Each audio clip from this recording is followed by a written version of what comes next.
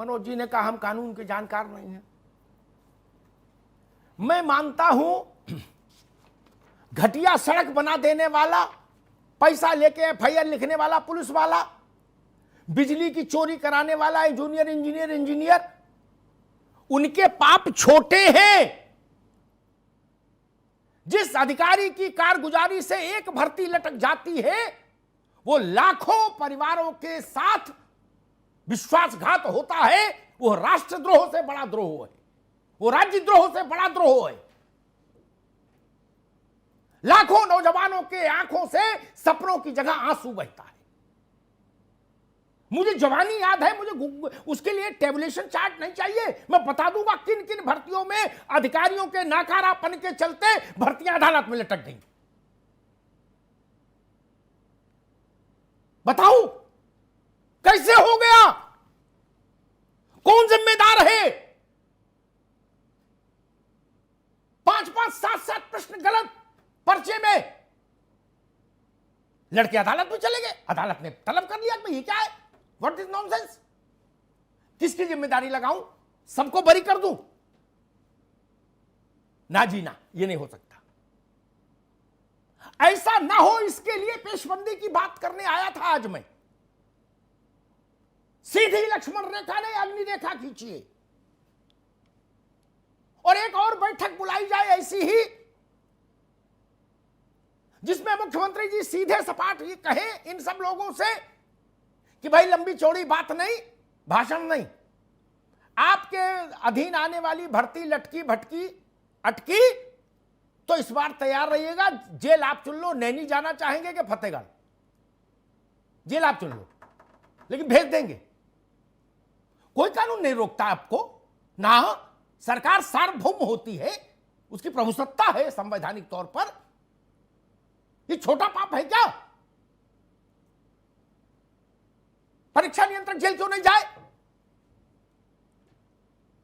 3-3 बार copy जच रही और 3-3 बार परिणाम बदल रहा। मनोज मिश्रा, ये छोटी बात है क्या?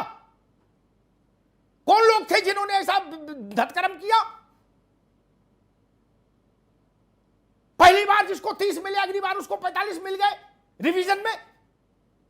या तो पहली बार किसी ने गड़बड़ की या दूसरी बार की। किसी की गर्दन नहीं नापेंगे क्या? सरकार की यह आकांक्षा, मुख्यमंत्री जी की यह इच्छा निर्विघ्न रूप से पूरी हो, चूंकि इस इच्छा में मेरे प्रदेश के लाखों बच्चों की आकांक्षाएं समाहित हैं, सन्निहित हैं। इसके लिए मैं कहने आया हूं कड़वी बात। अधिकारी जानते हैं मेरा क्या बिगाड़ लोगे। मैं आज बेसिक शिक्षा का परीक्षा नियंत्रक हूं, कल बंजर भूमि विकास में बैठूंगा ठंडे कमरे में। जिसको मुकदमा लड़ना वो लड़ता रहेगा, खेत बिकते रहेंगे, खलुआ बिछुआ बिकता रहेगा, बैल बेच के मुकदमा लड़ेगा लड़का, बैल की जगह बाप लगेगा हल में। क्या दृश्य हमने नहीं देखे? इससे बड़ा पाप नहीं हो सकता जहां अधिकारियों की मिली भगत कहिए, उपेक्षा कहिए, अज्ञानता कहिए, किसी भी कारण से भर्तियां लटकी हैं। मैं बड़ी निगाह रखता हूं सुप्रीम कोर्ट, हाई कोर्ट, सब जगह। ये जो आरक्षण का मसला आया है पिछड़े वर्ग को आरक्षण संवैधानिक अधिकार है। ये भारत की संसद का संकल्प है, कानून है। इसमें लोचा कैसे हुआ? किसके चलते हुआ? अब वो लोचा गले की फांस बन गया 31,000 को अपॉइंटमेंट लेटर बांटने के मामले में। लिख लो मेरी बात। आज ही पिछड़े वर्ग आयोग ने चिट्ठी जारी कर दी, राष्ट्रीय पिछड़ा वर्ग आयोग ने। ये कौन देखेगा? क्या वो अधिकारी जिम्मेदार नहीं जिन्होंने इसका परिपत्र बनाया, भर्ती के नियम बनाए?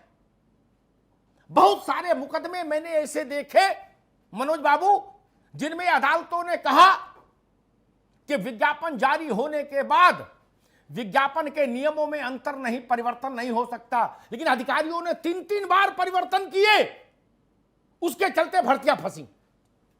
क्यों किए परिवर्तन? क्यों किए? इसका उत्तर तो देना चाहिए ना। आप मनोविनोद के लिए शतरंज खेल रहे हैं क्या? ये लाखों बच्चों के साथ कि कभी दो घर आगे चल दिए, कभी दो घर पीछे चल दिए, कभी दाएं चल दिए, कभी बाएं चल दिए, ये शतरंज है क्या? ये लाखों परिवारों की हसरतें हैं, ये लाखों बूढ़े मां बाप की तमन्ना है, उनकी आंख का आंसू है। और परीक्षा नियंत्रक, वित्त नियंत्रक, फलान ढिकान, आयोग के अध्यक्ष, सचिव, दुनिया भर का ये जो मकड़ जाल है, ये स्कॉट फ्री। इन पर कोई कहीं कोई आज तक मैंने नहीं देखा इतने वर्षों में जहां ये पूछा गया हो कि ऐसा कैसे हुआ, तुम्हारी जिम्मेदारी थी, क्यों हुआ ऐसा, अब भुगतो। अब वो स्थिति आ गई, गंगा में उतना पानी बाढ़ आ चुकी है कि अब ये कहना ही होगा बुलाकर कि अब की ऐसा हुआ तो आप भुगतने के लिए तैयार नहीं है। वो माध्यमिक शिक्षा सेवा बोर्ड हो, वो बेसिक शिक्षा सेवा बोर्ड हो, वो अधीनस्थ कर्मचारी चयन आयोग हो, वो उत्तर प्रदेश लोक सेवा आयोग हो, वो पुलिस भर्ती बोर्ड हो, एक छोटे कद के आदमी को आपने भर्ती कर दिया, लंबाई ज्यादा बता दी मान लो।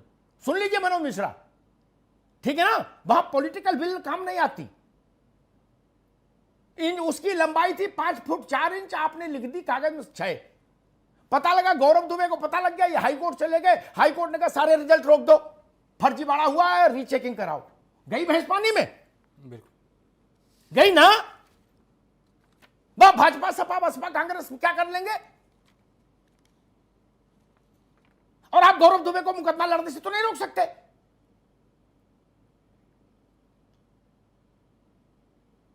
इसमें क्या गलत कह रहा हूं? ऐसे हादसे हुए हैं।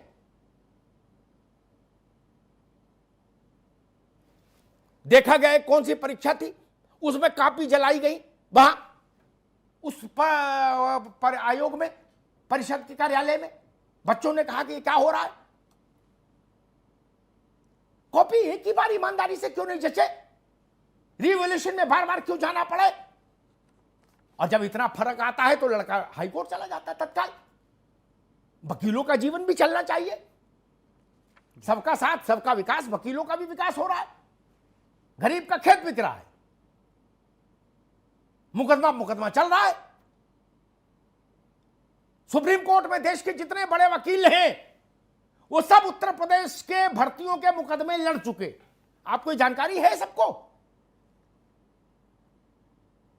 वो उतने बड़े वकील हैं जिनको बड़े राजनेता ही हायर कर पाते हैं, है ना। तो जब उनको ये धर्मेंद्र, धीरेन्द्र, शिवेंद्र या गौरव हायर करते होंगे तो सोचिए क्या क्या बेच के आते होंगे दिल्ली। मुझे आपत्ति नहीं, बड़े लोग मुकदमा लड़ रहे हैं, उनको रखे। इस पीड़ा को कोई नहीं समझता जी। मेरा दुख यहां पर आकर संकेंद्रित हो जाता है। जाके गरीब की झोपड़ी में हम देखें कि नौकरी की आस में उसका बाप गरीब से गरीब हो गया और नौकरी सुप्रीम कोर्ट में फंसी हुई। मैं निवेदन करूंगा सरकार से, मुख्यमंत्री जी से, आपकी मंशा अच्छी, आपने कमान अपने हाथ में ली, स्वागत योग्य। 3 अलग अलग भर्तियों के नौजवान बैठे, तीनों ने उसका स्वागत किया। अब एक कदम और उठा लीजिए, स्पष्ट रूप से यह आदेशित कर दीजिए कि जिसकी भर्ती अटकी भटकी लटकी वो जेल जाने को तैयार रहे। ये अधिकारी हैं मनोज जी, इसलिए इनको इतना छूट दे दो, जेल ये अपने आप चुन लें। जेल के विकल्प दे दो, नैनी, बरेली, मुरादाबाद, फतेहगढ़, जहां टिक लगा दे वही भेज दो, चूंकि बड़े लोग हैं, ठीक। लेकिन जेल होनी चाहिए ताकि फिर कोई ऐसी गलती ना करे, ऐसा विश्वासघात नौजवानों के साथ नहीं हो। धन्यवाद।